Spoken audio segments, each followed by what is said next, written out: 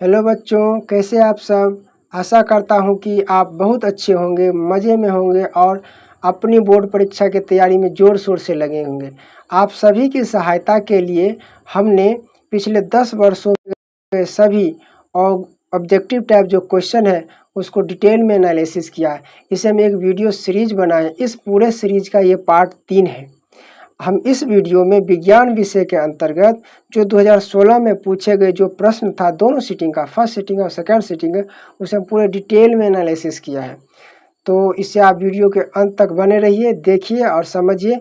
यदि आप पिछला वीडियो नहीं देखे हैं तो उसे आप अवश्य देखिए, इससे बहुत कुछ आपको सीखने को मिलेगा। तो बिना समय गंवाए शुरू करते हैं आज का वीडियो। पहला प्रश्न है, कह रहा है कि विद्युत फ्यूज विद्युत धारा के किस सिद्धांत पर कार्य करता है। अर्थात जो हमारे घर में जो इस प्रकार के विद्युत फ्यूज लगा होता है वो विद्युत धारा के किस सिद्धांत पर कार्य करता है। तो हम जानते हैं कि जैसे ही विद्युत धारा किसी परिपथ से प्रवाहित होता है तो उसमें कुछ न कुछ ऊष्मा उत्पन्न करता है।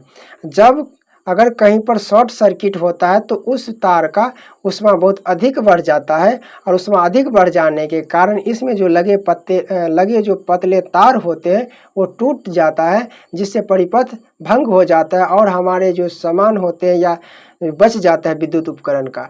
तो इसका सही उत्तर हो जाएगा ऑप्शन नंबर ए, धारा के ऊष्मीय प्रभाव। और हाँ, यहाँ से एक प्रश्न और बनता है कि विद्युत फ्यूज का जो तार होता है वो किस चीज़ से बना होता है। तो विद्युत फ्यूज का जो तार होता है वो बना होता है टीन और शीशे के मिश्रण से। यह एक मिश्र धातु होता है जिसका गलनांक निम्न होता है और प्रतिरोध क्या होता है, उच्च होता है। अगला प्रश्न है कि किसी कुंडली का प्रतिरोध ज्ञात करने का सूत्र है। यानी कि हमें कोई कुंडली है उसका हमें प्रतिरोध ज्ञात करना है, उसके लिए हमें इसमें से कौन सा सूत्र चाहिए। प्रतिरोध बराबर सूत्र क्या होता है। तो हम जानते हैं कि हमारे पास एक सूत्र होता है V बराबर IR होता है, यानी कि विभवांतर बराबर क्या होता है, धारा गुणे प्रतिरोध। जब इसे हम क्रॉस मल्टीप्लिकेशन करते हैं तो हमें R का वैल्यू पता चलता है, वो होता है R बराबर V/R। तो इसका सही उत्तर हो जाएगा ऑप्शन। अगला प्रश्न है, बैटरी से किस प्रकार की धारा प्रवाहित होती है। तो बैटरी से जो घरों में उपयोग करते हैं हम लोग, बैटरी या टॉर्च में भी बैटरी का उपयोग होता है, तो उससे जो प्रवाहित होने वाला धारा होता है उसे कहा जाता है दिष्ट धारा, यानी डायरेक्ट करंट। अगला प्रश्न है कि दाढ़ी बढ़ाने में किस प्रकार के दर्पण का उपयोग किया जाता है। जो हम लोग दाढ़ी बनाते हैं, ये प्रश्न लगातार 2011 में, 15 में, 2016 में इसमें लगातार पूछा गया है। तो ये क्या है कि दाढ़ी बढ़ाने में किस प्रकार के दर्पण का उपयोग किया जाता है। तो दाढ़ी बढ़ाने के लिए अवतल दर्पण का उपयोग किया जाता है, क्योंकि अवतल दर्पण का गुण होता है कि किसी वस्तु का बड़ा प्रतिबिंब बनाता है। यानी कि दाढ़ी बनाते समय हमें बड़ा प्रतिबिंब दिखना चाहिए, इसीलिए हमें क्या करते, दाढ़ी बनाते समय अवतल दर्पण का उपयोग किया जाता है। इसका उपयोग डॉक्टर लोग भी करते हैं, दंत चिकित्सक लोग भी इसी का उपयोग करते हैं। जो गाड़ी होते हैं, गाड़ी के अग्रदीप में भी अवतल दर्पण का ही उपयोग किया जाता है। यहाँ देख सकते हैं कि इस हाथ का कितना बड़ा प्रतिबिंब बना है।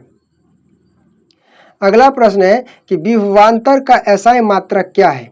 जो विभवांतर होते हैं उसका एसआई मात्रक क्या है। तो विभवांतर को मापने के लिए हम वोल्ट का उपयोग करते हैं, तो विभवांतर का एसआई मात्रक होता है वोल्ट। अगला प्रश्न है, प्रकाश के अपवर्तन का कितने नियम हैं। यह भी क्वेश्चन 2015 और 16 दोनों में लगातार पूछा गया है। तो हम जानते हैं कि प्रकाश के अपवर्तन के 2 नियम हैं। पहला नियम होता है कि आपतन कोण की ज्या और अपवर्तन कोण की ज्या का अनुपात स्थिर होता है, जिसे sin I बट्टा sin R कहा जाता है, जिसे स्नेल के नियम से भी जानते हैं। दूसरा होता है कि आपतित किरण, आपतन कोण और आपतन बिंदु पर डाले गए अविलंब तीनों एक ही तल में होते हैं। तो इसका सही उत्तर हो जाएगा ऑप्शन नंबर 2, यानी कि प्रकाश के अपवर्तन के 2 नियम हैं। अगला प्रश्न है कि 1 वोल्ट कहलाता है, यानी 1 वोल्ट क्या होता है। तो 1 वोल्ट का वैल्यू होता है या 1 वोल्ट कहलाता है, या 1 वोल्ट को हम परिभाषित करें तो होता है कि 1 वोल्ट बराबर होता है 1 जूल प्रति कूलम। 1 जूल प्रति कूलम को ही हम 1 वोल्ट कहते हैं। अगला प्रश्न है कि श्वसन किस प्रकार की रासायनिक अभिक्रिया है, यानी कि जो हम सांस लेते हैं वो किस प्रकार की रासायनिक अभिक्रिया है। तो श्वसन एक प्रकार का ऊष्माक्षेपी अभिक्रिया, यानी कि इसमें ऊष्मा क्या होता है, उत्पन्न होता है। तो श्वसन एक ऊष्माक्षेपी अभिक्रिया। इसका सही उत्तर हो जाएगा ऑप्शन नंबर सी। अगला प्रश्न है, कह रहा है कि कौन से विद्युत का सर्वोत्तम सुचालक है, यानी कि विद्युत के सुचालक सबसे अच्छा क्या होता है। तो सबसे अच्छा माना गया है विद्युत के सुचालक चांदी को, यानी कि Ag। इसका रासायनिक सूत्र Ag होता है। दूसरे नंबर पर कॉपर को रखा गया है तथा तीसरे नंबर पर एल्युमिनियम है। उसके बाद धीरे धीरे घटते हो जाते क्रम में जाता है। तो सबसे अच्छा माना गया है विद्युत के सुचालक को किसे, चांदी को। तो इसका सही उत्तर हो जाएगा ऑप्शन नंबर बी। अगला प्रश्न है कि आवर्त सारणी के उदर्ग स्तंभों को क्या कहा जाता है, यानी कि जो ये आवर्त सारणी है इसमें जो उदर्ग स्तंभ है, यानी ये खड़ा स्तंभ है ऐसे इस स्तंभ को क्या कहा जाता है, यानी कि इसे आसान भाषा में कह सकते कि आवर्त सारणी में जो वर्ग है उसे क्या कहा जाता है। तो आवर्त सारणी में जो वर्ग होता है यानी उदर्ग स्तंभ होता है उसे वर्ग ही कहा जाता है। इसका सही उत्तर हो जाएगा ऑप्शन नंबर ए, वर्ग। और आधुनिक आवर्त सारणी में कुल 18 वर्ग है। इससे एक क्वेश्चन और बनता है, पूछा जाता है कि जो आधुनिक आवर्त सारणी में जो जिग जैग लाइन यानी टेढ़े मेढ़े जो रेखा है वो किसको सूचित करता है, किसको अलग करता है। तो ये धातु और अधातु के बीच में उपधातु को सूचित करता है, ये जो टेढ़े मेढ़े लाइन होते हैं या जिग जैग लाइन होते हैं। अगला प्रश्न है, कह रहा है कि निम्नांकित में कौन उपधातु है, यानी कि यहाँ पर आपको उपधातु पता लगाना। उपधातु कौन है, यानी उपधातु वह होता है जिसे धातु और अधातु के दोनों गुण थोड़ी सी मात्रा में पाई जाती है, उसे कहा जाता है उपधातु। तो हम जाते हैं यहाँ का Fe सोना, Fe मीन्स लोहा होता है। लोहा क्या होता है, धातु होता है। कॉपर क्या होता है, धातु होता है। निकेल भी धातु होता है। यहाँ बचता है क्या, एंटीमनी यानी कि Sb। इसे Sb को कहा जाता है एंटीमनी। तो यहाँ पर इसका जो क्या कहते हैं उसका परमाणु संख्या होता है 51। तो इसका सही उत्तर हो जाएगा ऑप्शन नंबर डी यानी कि Sb। अगला यहाँ से आप Sb को देख सकते हैं, यहाँ पे 51 है, इसको एंटीमनी कहा जाता है। अगला प्रश्न है, पीतल है, यानी पीतल क्या है। तो पीतल एक मिश्र धातु है। पीतल एक मिश्र धातु है जो बना होता है तांबे और जस्ते को मिला करके, यानी तांबा और जस्ता को मिला देंगे तो पीतल का निर्माण होता है। इसका सही उत्तर हो जाएगा ऑप्शन नंबर सी, मिश्र धातु। अगला प्रश्न है कि अम्लीय विलयन का पीएच मान होता है, यानी जो अम्लीय विलयन होता है उसका पीएच मान क्या होता है। तो हम जानते हैं कि किसी भी वस्तु का जो पीएच मान 7 से कम होता है वो अम्लीय प्रकृति का होता है, और 7 से अधिक होता है वो क्षारकीय प्रकृति का होता है, और जिसका पीएच मान 7 होता है वो उदासीन होता है। तो यहाँ साफ साफ लिखा गया अम्ल, तो अम्ल का पीएच मान 7 से कम होगा। तो इसका सही उत्तर हो जाएगा ऑप्शन नंबर बी यानी कि 7 से कम। अगला प्रश्न है, कह रहा है कि सरलतम हाइड्रोकार्बन है, यानी कि सबसे आसान सरल हाइड्रोकार्बन क्या है। तो वो होता है मीथेन, यानी कि एक कार्बन होता है, इसके 4 हाइड्रोजन चारों ओर से पकड़े होते हैं, इसे कहा जाता है मीथेन। तो सही उत्तर हो जाएगा उसका ऑप्शन नंबर ए। अगला प्रश्न है, कूटपाद किसमें पाया जाता है। तो देखिए हमारे आसपास बहुत सारे क्या है सूक्ष्म जीव होते हैं जिसे हम खुले आंखों से नहीं देख सकते। उसी में एक सूक्ष्म जीव होता है जिसका नाम है अमीबा। तो अमीबा जो होता है ये अपने जब भोजन का हो कूटपाद के सहायता से, कूटपाद का अर्थ होता है नकली पैर। ये एक ऐसा जीव है इसको जिधर जाना होता है उधर ही इसका पैर बन जाता है, जिधर खाना होता है उधर ही उसका मुंह बन जाता है।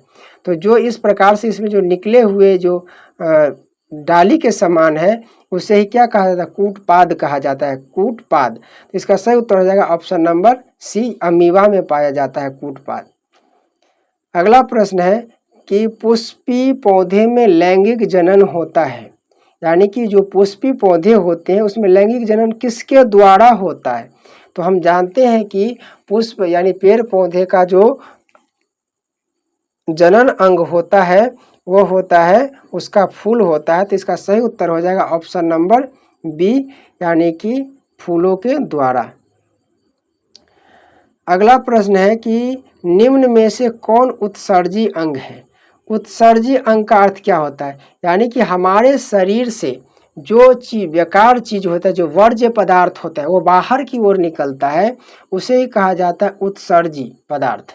और उत्सर्जन करने वाले जो अंग होते हैं उसे ही कहा जाता है उत्सर्जन अंग। तो यहाँ पर क्या दिया गया है, वृक्क है, अग्नाशय है, आँख है। तो यहाँ पर जो उत्सर्जी अंग के रूप में कहा जाता है वृक्क, यानी कि जो किडनी होता है वो भी एक प्रकार का क्या उत्सर्जी अंग है, यानी कि ये खून को साफ करता है। तो इसे क्या कहा जाएगा उत्सर्जी अंग। तो इसका सही उत्तर हो जाएगा ऑप्शन नंबर ए, वृक्क। अगला प्रश्न है शुक्राणु बनता है, यानी शुक्राणु कहाँ बनता है। तो शुक्राणु बनता है वृषण में, यानी कि जो मेल रिप्रोडक्शन सिस्टम है, यानी कि नर जनन तंत्र है, उसमें का जो एक पार्ट होता है वृषण, उसमें बनता है शुक्राणु। शुक्राणु का कुछ इस प्रकार से बनते हैं, बहुत छोटे छोटे होते हैं, सैकड़ों के करोड़ों के लाखों की संख्या में होते हैं। इस प्रकार से यहाँ पर देख सकते हैं कि छोटे छोटे महीन जो है वही क्या है शुक्राणु है, और यहाँ से बनता है और ये शुक्र वाहिका के द्वारा यहाँ से बाहर निकलता है। तो इसका सही उत्तर हो जाएगा ऑप्शन नंबर ए, वृषण में। अगला प्रश्न है कि निम्न में से कौन प्राकृतिक संसाधन नहीं है, यानी कि यहाँ पर जो संसाधन दिया गया है वो प्राकृतिक संसाधन नहीं है। तो यहाँ पर जो जीवधारी है वो प्राकृतिक संसाधन उसे नहीं माना जाता है। अगला प्रश्न है कि इंसुलिन की कमी से कौन सा रोग होता है। तो देख सकते हैं यहाँ पर ये क्वेश्चन लगातार पूछा, 2014, 15, 16 इसमें लगातार पूछा गया। तो ऐसे कुछ क्वेश्चन जो होते हैं वो लगातार पूछे जाते हैं, तो ऐसे क्वेश्चन का आपको हमेशा याद रखना है। तो इंसुलिन की कमी से जो होने वाले रोग हो उसे मधुमेह कहा जाता है, यानी कि चिनिया बीमारी जिसे आसान भाषा में कहते हैं, और डायबिटीज कहते हैं अंग्रेजी में। तो जब शरीर में इंसुलिन की कमी हो जाता है तो उस व्यक्ति के शरीर में जो शर्करा पदार्थ यानी मीठा पदार्थ वो पचना बंद हो जाता है, उसके कारण उसे ही क्या कहा जाता है, मधुमेह रोग कहा जाता है। अगला प्रश्न है कि समतल दर्पण द्वारा प्रतिबिंब होता है, यानी जो समतल दर्पण है, समतल दर्पण वही दर्पण होता है जिसे हम प्रायः अपने घरों में अपना चेहरा देखने के लिए उपयोग करते हैं, उसे कहा जाता है समतल दर्पण। तो समतल दर्पण में जो बनने वाला जो प्रतिबिंब है वो किस प्रकार का है। तो समतल दर्पण में हमेशा काल्पनिक प्रतिबिंब बनता है। तो इसका सही उत्तर हो जाएगा ऑप्शन नंबर ए, और काल्पनिक बनता है और वो क्या होता है, आभासी भी होता है, सीधा होता है। अगला प्रश्न है कि निकट दृष्टि दोष दूर करने के लिए किस लेंस का व्यवहार होता है, यानी कि किसी व्यक्ति के आंख में निकट दृष्टि दोष हो गया है। निकट दृष्टि दोष में क्या होता है, निकट की वस्तु तो साफ दिखता है लेकिन दूर के वस्तु साफ नहीं दिखता है, उसे ही कहा जाता है निकट दृष्टि दोष। और निकट दृष्टि दोष में क्या होता है, किसी वस्तु का प्रतिबिंब रेटिना से पहले ही बन जाता है। तो इसे दूर करने के लिए इसके आंखों के आगे जो चश्मा लगा होता है उसमें लगा दिया जाता है अवतल लेंस, जो पुनः उस वस्तु का प्रतिबिंब रेटिना पर बनाता है तो वस्तु को अब देख पाता है। तो इसका सही उत्तर हो जाएगा अवतल लेंस, ऑप्शन नंबर बी। अगला प्रश्न है कि मानव नेत्र में किस प्रकार का लेंस पाया जाता है, यानी कि जो मानव का नेत्र है उसमें जो लेंस जो प्राकृतिक के द्वारा ही दिया गया है वो लेंस किस प्रकार का होता है। तो मानव नेत्र में जो पाए जाने वाला लेंस होता है वो उत्तल लेंस होता है। तो इसका सही उत्तर हो जाएगा ऑप्शन नंबर ए, उत्तल लेंस। अगला प्रश्न है, कह रहा है कि विभवांतर मापने वाले यंत्र को क्या कहा जाता है, यानी कि किसी भी तार का हमें विभवांतर मापना है तो उसके लिए हम किस यंत्र का उपयोग करेंगे। तो विभवांतर मापने के लिए जो प्रयोग किया जाने वाला यंत्र होता है उसे कहा जाता है वोल्ट मीटर। तो इसका सही उत्तर हो जाएगा ऑप्शन नंबर बी। अगला प्रश्न है कि एमीटर को विद्युत परिपथ में कैसे जोड़ा जाता है। जो एमीटर होता है जिसे विद्युत धारा की मान ज्ञात किया जाता है, उसे विद्युत परिपथ में किस क्रम में जोड़ा जाता है, समांतर क्रम में या श्रेणी क्रम में। तो इसका सही उत्तर हो जाएगा ऑप्शन नंबर ए, श्रेणी क्रम।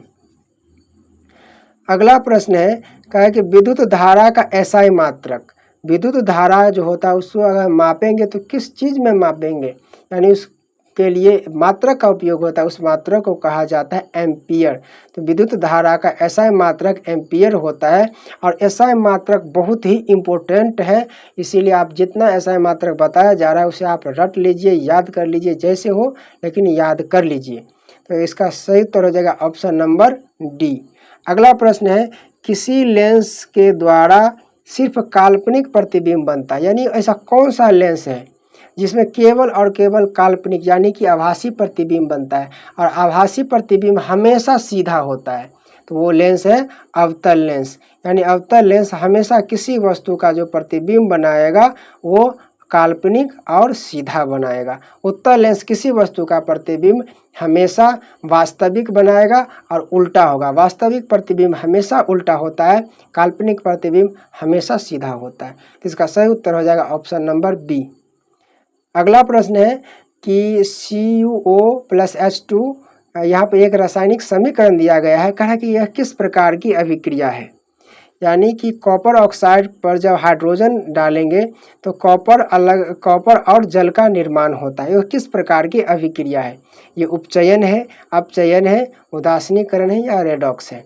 देखो हमने बताया था कि जब किसी रासायनिक अभिक्रिया में क्या हो, ऑक्सीजन का ह्रास हो या हाइड्रोजन की वृद्धि हो, उसे अपचयन कहा जाता है।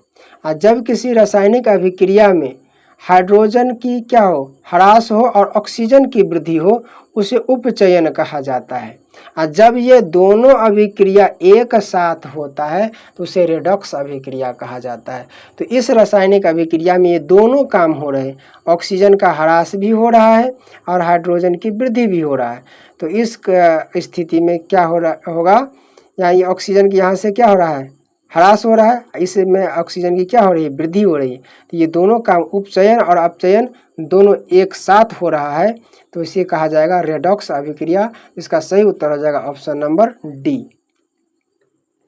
अगला प्रश्न है कि इलेक्ट्रॉन के स्थानांतरण से बने यौगिक क्या कहलाते हैं। जब इलेक्ट्रॉन का स्थानांतरण होगा, एक स्थान से दूसरे स्थान तक जाएगा, तो इस प्रकार जो यौगिक बनेगा, यानी कि कोई धन आयन बनाता है, कोई ऋण आयन बनाता है, तो इस प्रकार जो बने यौगिक हो तो उसे कहलाता है, उसे कहा जाता है वैद्युत संयोजी यौगिक।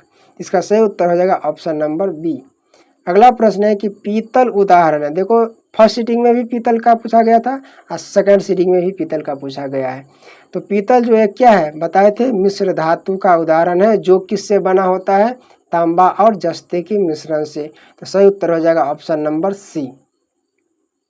अगला प्रश्न है कि कार्बन हाइड्रोजन के संयोग कर बनाता है, यानी जब कार्बन और हाइड्रोजन संयोग करेगा तो क्या बनाएगा, तो उसे कहा जाता है हाइड्रोकार्बन। इसका सही उत्तर हो जाएगा ऑप्शन नंबर बी। अगला प्रश्न है, कह रहा है कि आवर्त सारणी के प्रथम वर्ग के सदस्य है, यानी कि जो आवर्त सारणी है इसके जो प्रथम वर्ग है, ये प्रथम वर्ग के जो सदस्य है वो क्या है, किसकी प्रकृति कैसी है, अम्लीय धातु है, क्षारीय धातु है, अक्रिय है या मिश्र धातु है। तो पहले वर्ग का जो सदस्य है वो होता है क्षारीय प्रकृति का, तो क्षारीय धातु कहलाएगा। इसका सही उत्तर हो जाएगा ऑप्शन नंबर बी। अगला प्रश्न है कि वायुमंडल में कार्बन डाइऑक्साइड गैस की उपस्थिति है, यानी हमारे वायुमंडल में कार्बन डाइऑक्साइड की मात्रा कितनी है, तो इसका सही उत्तर हो जाएगा ऑप्शन नंबर सी, 0.03% होता है। अगला प्रश्न है कि NaOH है, क्या है, अम्ल है, क्षार है, लवण है। तो हम जानते हैं कि जैसे ही हाइड्रोक्साइड रहे यानी OH, जिस यौगिक के अंत में OH जुड़ा होता है, जिस यौगिक के अंत में OH जुड़ा होता है वो क्या होता है, वो क्षारकीय प्रकृति का होता है, इसीलिए इसका सही उत्तर हो जाएगा ऑप्शन नंबर बी, क्षार। अगला प्रश्न है, कह रहा है कि ऑक्सीन है। ऑक्सीन क्या है? एक हार्मोन है, वसा है, एंजाइम है, कार्बोहाइड्रेट। तो ऑक्सीन एक हार्मोन है जो पाया जाता है पादपों में। सॉरी, इसका सही उत्तर हो जाएगा ऑप्शन नंबर ए, हार्मोन है। ऑक्सीन एक क्या है? हार्मोन है, एंजाइम नहीं है। जो पादपों का क्या है? जो पादप में पाए जाने वाला एक प्रकार का क्या है? हार्मोन है। अगला प्रश्न है कि मानव मादा जनन तंत्र का भाग नहीं है। यानी कि मानव जो मादा जनन तंत्र उसका भाग इसमें से कौन नहीं है? अंडाशय, गर्भाशय, शुक्रवाहिका, डिंब वाहिनी। यानी अंडाशय जो पाया जाता है वो महिला में ही पाया जाता है, गर्भाशय भी महिला में। शुक्रवाहिका जो होता है वो नर जनन तंत्र में होता है। तो इसका सही उत्तर हो जाएगा ऑप्शन नंबर सी। यानी पूछ रहा है कि यहाँ पर नहीं, तो इसका सही उत्तर हो जाएगा ऑप्शन नंबर सी। अगला प्रश्न है कि पराग कोश में होता है। यानी पराग कोश में क्या होता है? तो पराग कोश में परागकण पाए जाते हैं। यानी कि जो कोई भी फूल होता है उसके बीच में इस प्रकार के क्या होते हैं? पुंकेसर होते हैं और क्या होता है? स्त्री केसर होते हैं। तो पुंकेसर और पर छोटे छोटे कण होते हैं, उसे ही कहा जाता है परागकण। तो पराग कोश में पाया जाता है परागकण। तो इसका सही उत्तर हो जाएगा ऑप्शन नंबर डी। अगला प्रश्न है, स्वपोषी पोषण के लिए आवश्यक है। यानी जो स्वपोषी, जो पेड़ पौधा अपना भोजन स्वयं बनाते हैं उसे कहा जाता है स्वपोषी पोषण। तो पेड़ पौधे को भोजन बनाने के लिए चाहिए कार्बन डाइऑक्साइड चाहिए, क्लोरोफिल चाहिए, सौर्य प्रकाश चाहिए। इसका सही उत्तर हो जाएगा ऑप्शन नंबर डी, इनमें से सभी। अगला प्रश्न है कि मनुष्य के शरीर की सबसे बड़ी ग्रंथि क्या है? यानी हमारे शरीर में सबसे बड़ी ग्रंथि कौन से है? तो हमारे शरीर को अगर देखेंगे तो हमारे शरीर में जो ये लीवर है सबसे बड़ी ग्रंथियां हैं। तो इसका सही उत्तर हो जाएगा लीवर, यानी यकृत इसे ही कहा जाता है हिंदी में। तो इसका सही उत्तर हो जाएगा ऑप्शन नंबर ए, लीवर। अगला प्रश्न है कि पादप हार्मोन का उदाहरण है। यानी कि पादप हार्मोन कौन सा है इसमें से? अभी तुरंत बताएं कि ऑक्सीन क्या एक पादप हार्मोन है। तो इसका सही उत्तर हो जाएगा ऑप्शन नंबर ए, ऑक्सीन। तो ये इस पूरे वीडियो सीरीज का ये पूरे वीडियो का अंतिम क्वेश्चन था। तो आपको वीडियो कैसा लगा? अपनी प्रतिक्रिया कमेंट बॉक्स में ज़रूर बताइए। अपने दोस्तों के साथ इसे शेयर भी कीजिए। अगर पसंद आया तो लाइक भी कर दीजिए। तो मिलते हैं अगले वीडियो में, तब तक के लिए जय हिंद।